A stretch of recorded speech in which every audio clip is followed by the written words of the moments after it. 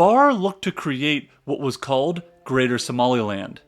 The idea of Greater Somaliland looked to incorporate all of the areas in which the ethnic Somali population was dominant into one large Somali nation.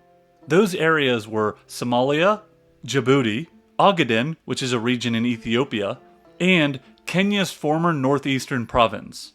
Barr deeply believed in this idea. The first step in making Greater Somaliland a reality would be to invade neighboring Ethiopia, to take its eastern territory, which was Somali-dominated. The subsequent war started in 1977 and would be called the Ogaden War, because that was the name of the region Barr wanted. This war was a colossal mistake for Barr and Somalia.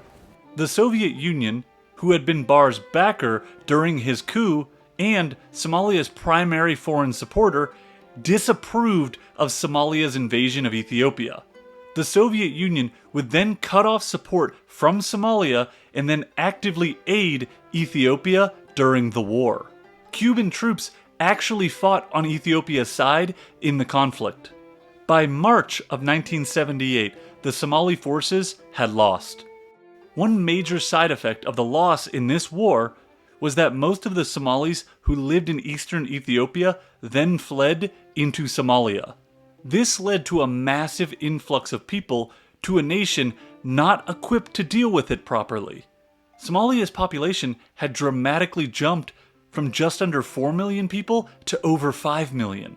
The loss in the Ogaden War, along with deteriorating conditions in Somalia, led to a coup attempt against Barr in April of 1978. It was led by members of the Somali military. This coup was violently put down by Barr and the forces still loyal to his regime. Violent repression was a hallmark of much of Barr's time in power, but especially so once his regime's popularity declined after the Ogaden War.